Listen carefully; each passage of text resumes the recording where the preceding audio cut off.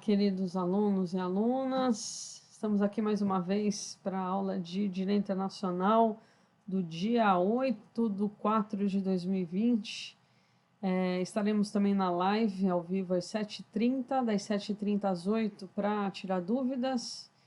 E essa aula, então, a gente vai falar sobre nacionalidade. Já estamos quase já cumprindo com todo o proposto em direito internacional privado, e dentre esses temas a gente tem um dos mais importantes, que é o que cai bastante, não só em direito internacional, mas também como em direito constitucional, que é a questão da nacionalidade, né? Então, antes de mais nada, é importante dizer que a nacionalidade é um liame jurídico, que liga, então, o ser humano ao Estado, e constitui-se, então, nesse elo que cria para ambos direitos e deveres recíprocos. Esse elo vai manter, então, esse indivíduo e o Estado unido. Mesmo numa eventual situação de afastamento da pessoa, do espaço geográfico do país, onde vai continuar recebendo essa proteção do Estado e vai continuar respeitando as diretrizes emanantes da sua soberania.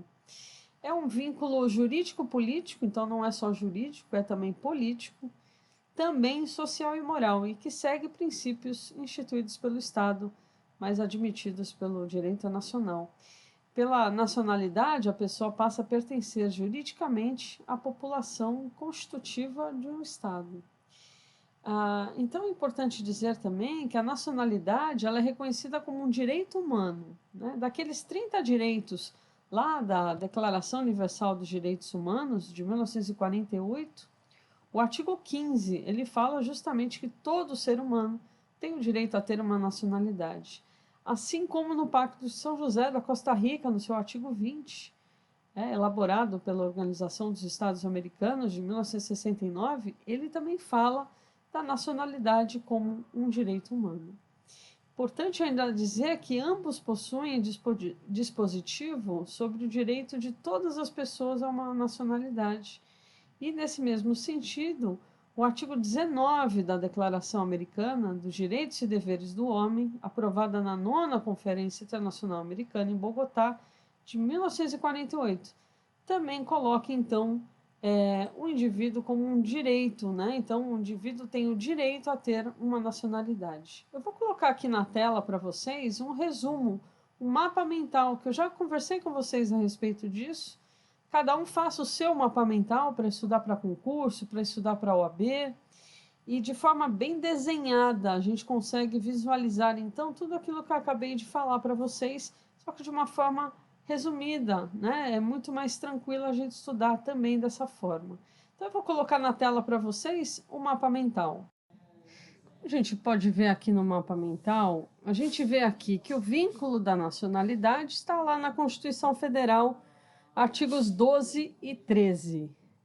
Os conceitos: a nacionalidade é um vínculo jurídico-político de direito público interno e faz da pessoa um dos elementos do Estado. Nacionalidade, então, aí você consegue ter cidadania, e só brasileiros natos, naturalizados e os equiparados são aptos a votar. A gente vai ver essa diferença mais para frente também. E a gente também vai ver essa diferença da nacionalidade nata e da naturalização, ok? Então, isso é um mapa mental que dá para a gente fazer esse resumão do que eu acabei de fazer em uma tela só, ok? De uma forma muito mais simples, tá? Então, sigamos. Como é que é a nacionalidade no ordenamento jurídico brasileiro? Vamos ver na tela, então, o artigo 12, em que fala quem é, então, o brasileiro nato.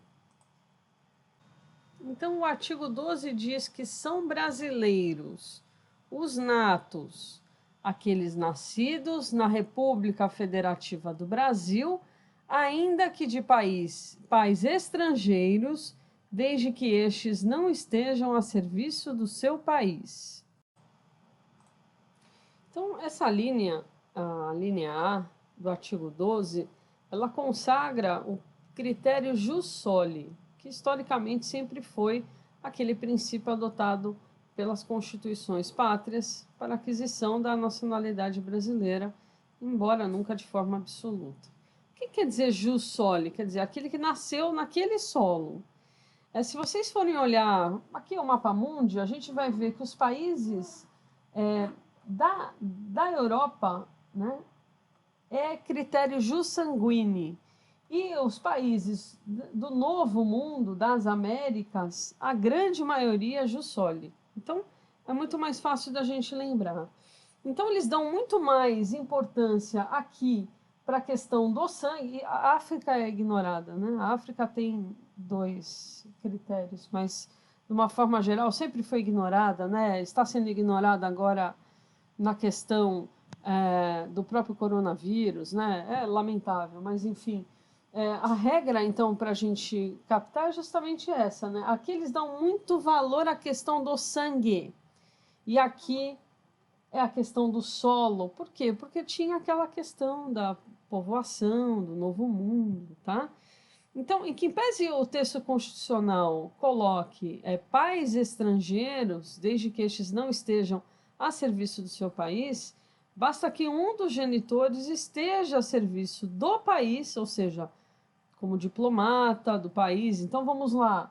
Um diplomata da Alemanha que vá trabalhar no Brasil, se ele tem filho aqui no Brasil, esse filho não será brasileiro. Apesar de nascer no solo brasileiro, pela regra, ele não será brasileiro. Por quê? Porque ele está a serviço, o pai, né? E basta um. Este pai diplomata está a serviço do país, ok? Entende-se também a questão do território brasileiro e do espaço terrestre, do espaço marítimo, lacustre, aéreo, né, do qual o Estado exerce de uma forma soberana o seu domínio e jurisdição.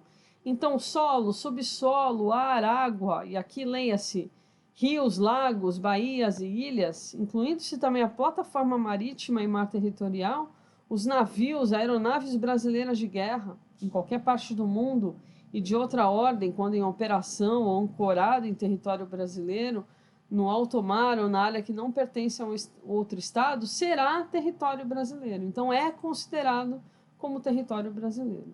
Okay? Então, essa linha A é bastante tranquilo, né? A gente viu, então, que basta um dos diplomatas, um dos pais, estar a serviço do país, o filho nascido no Brasil não será brasileiro. Okay? Agora, a gente vai ver a regra a linha B do artigo 12. Então, a gente tem a linha B, os nascidos no estrangeiro de pai brasileiro ou mãe brasileira, desde que qualquer deles esteja a serviço da República Federativa do Brasil. Então, esse dispositivo ele também está presente em outras constituições brasileiras antigas, né?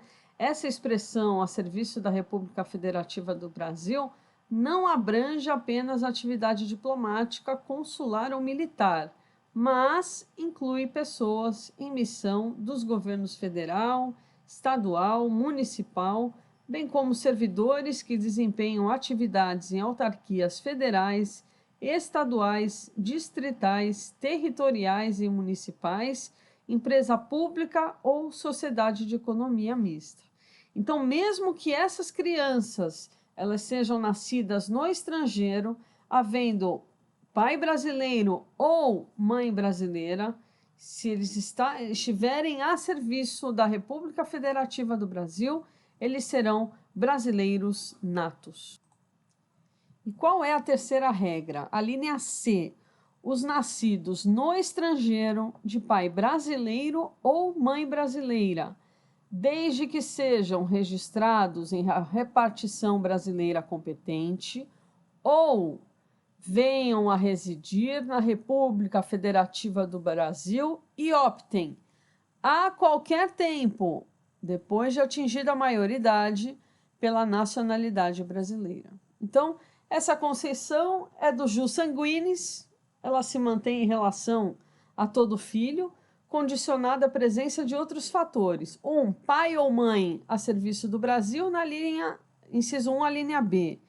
Registro e repartição brasileira, consulado ou embaixada, ou residência no Brasil e opta a qualquer tempo atingida a maioridade pela nacionalidade brasileira, no inciso 1, a linha C. Cabe ainda acentuar que a redação da linha C do inciso 1 do artigo 12, na Constituição de 88, né, ela foi modificada pela Emenda Constitucional 54. É uma situação importante e interessante para vocês saberem, pessoal. Essa medida corrigiu uma anomalia que era bastante perversa. Por exemplo, crianças, muitas registradas em repartições brasileiras competentes no exterior, não adimpliam, apesar do registro, que então lhes assegurava apenas efeitos de identificação civil, a condição de brasileiras. Por quê? Porque aqui era, antigamente, ao invés desse ou aqui, era e.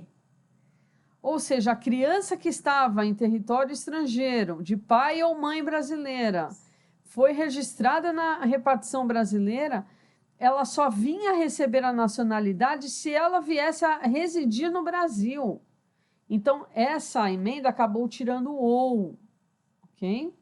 Então, isso foi algo importante. Por quê? Porque essa condição, o que acontecia, né? Se essa criança não morasse no Brasil, né? Então, por exemplo, criança que nascia nos Estados Unidos, no Japão, na Alemanha, na Suíça, na Itália, onde esses países adotam os jus sanguinis, né? Elas permaneciam apátridas. Por quê? Porque os Estados Unidos é jus soli.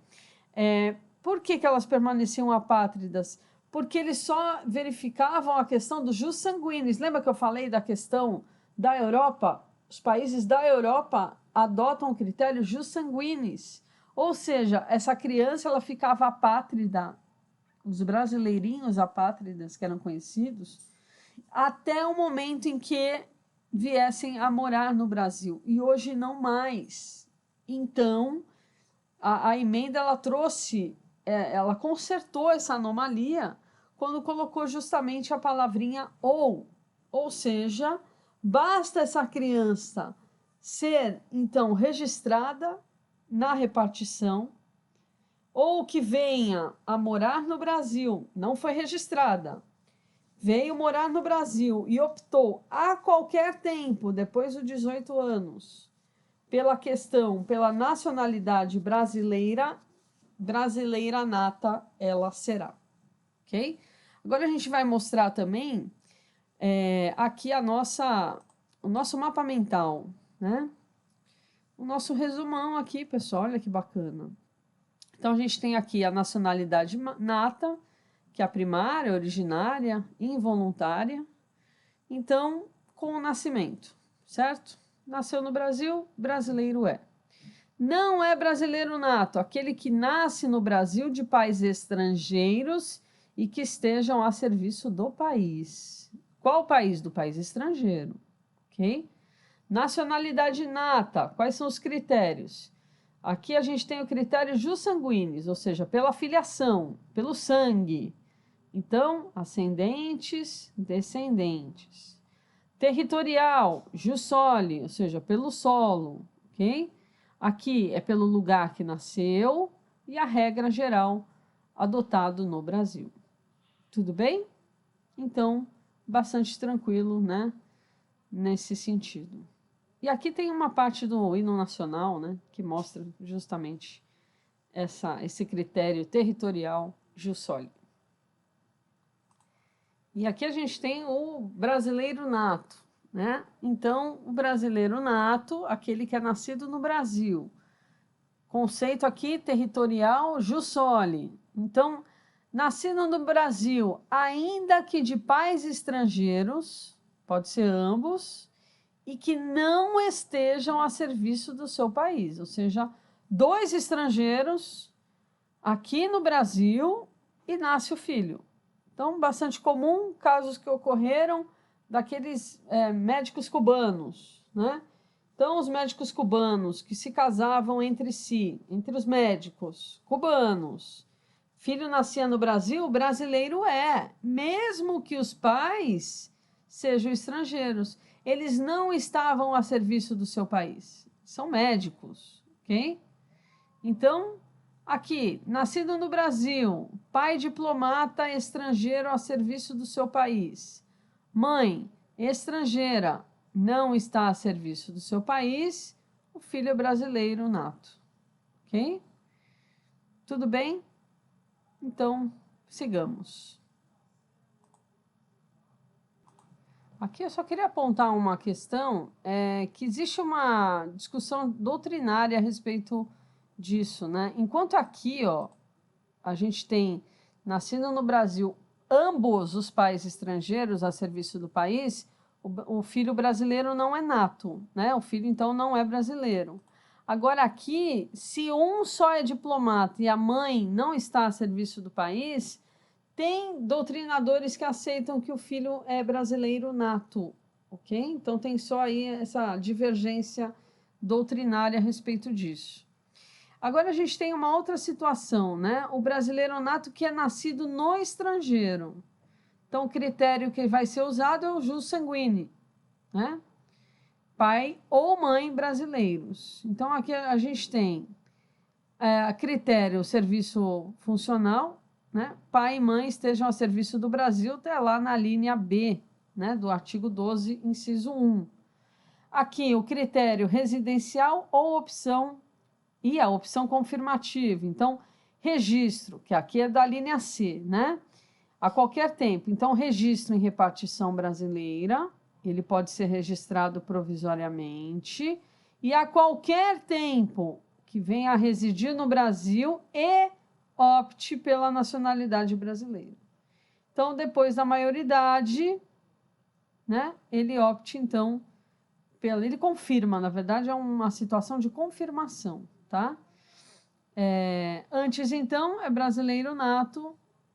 E aqui, nasce no estrangeiro, critério maioridade, e a casinha aqui demonstrando que ele fez a opção pela residência e a opção, então, por brasileiro nato. Aqui, nesse lapso de tempo entre maioridade e opção, a sua nacionalidade tem um efeito suspensivo, tá? E essa condição, qual que é? É a de fixar residência e de optar pela nacionalidade brasileira. Eu já peguei alguns casos assim, bem interessantes, de pessoas que nasceram no exterior, principalmente Japão, Taiwan, já peguei alguns casos, e que essa confirmação veio muito tempo depois, tá? E aí a pessoa desesperada, porque não tinha feito a confirmação, estava residindo no Brasil e descobriu que o seu passaporte não estava mais válido, né? Que ela não tinha nem mais como votar,